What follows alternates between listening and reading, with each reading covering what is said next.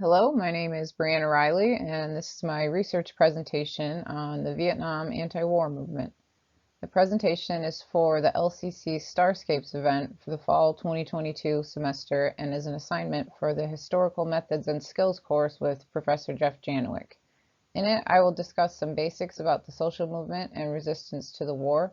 I will also discuss my theories of whether or not the movement was a success. This definition comes from my cultural anthropology textbook, another class I'm taking this semester. I wanted to include it to give more context to the anti-war movement in a broad sense. My anthropology instructor's notes define a social movement as a way that people mobilize power outside of the state's control. Textbook definition of a social movement: collective group actions in response to uneven development, inequality, and injustice that seek to build institutional networks to transform cultural patterns and government policies. The unpopular war. Throughout the 1960s and into the 1970s, the public outcry against the Vietnam War grew louder and louder. Students gathered in large numbers to protest the draft and America's intervention into foreign affairs. They demanded to know why their friends, brothers, and sons were being sent to die for what many considered a lost cause. The demonstrations in the streets led to unruly clashes between activists and the police/National Guard.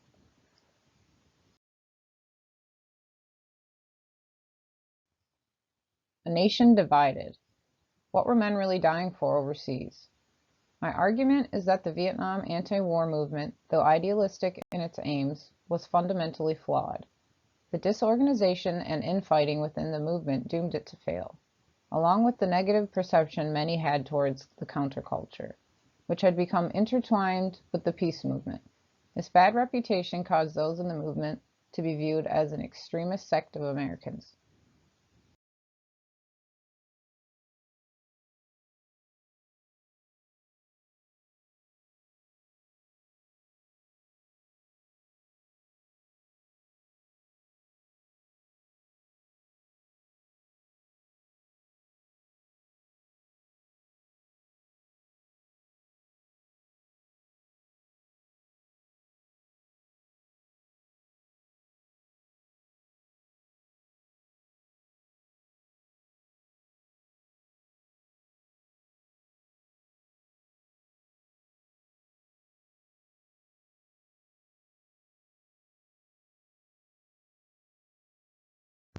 What was it about the war in Vietnam that so inflamed the American people?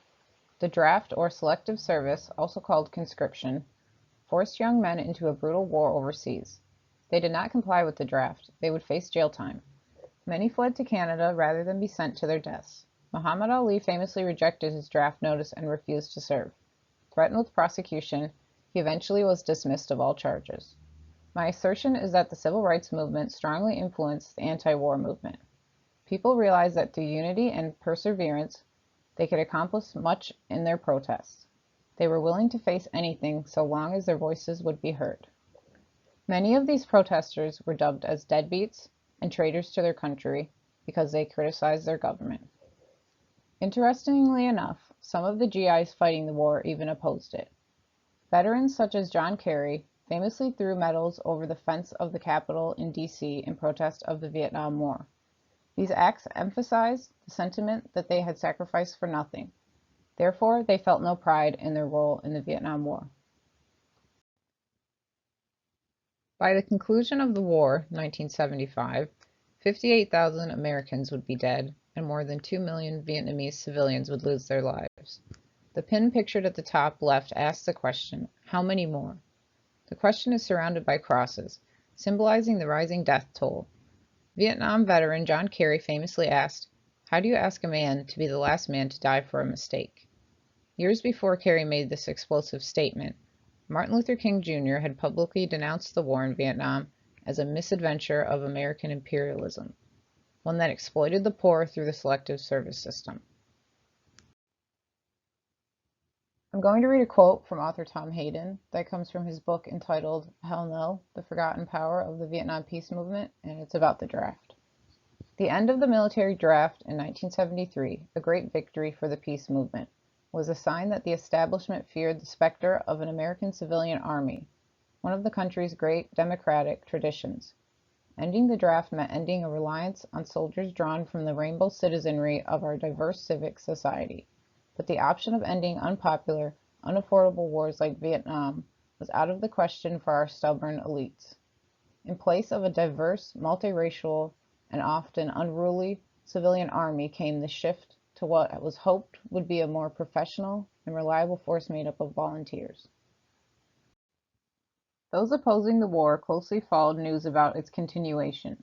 Things like the Tet Offensive and invasion into Cambodia in the Nixon days caused protesters to amp up their activism efforts.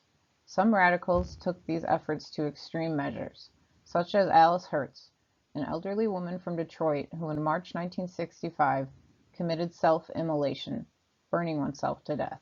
She had drawn inspiration from a Buddhist monk who had done the same in Vietnam.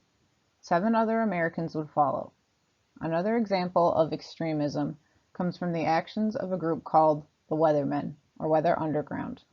On March 6, 1970, 3 members of the newly formed Weather Underground blew themselves to pieces in the basement of a Greenwich Village townhouse while making bombs intended to be used against officers and their dates at a military dance at Fort Dix.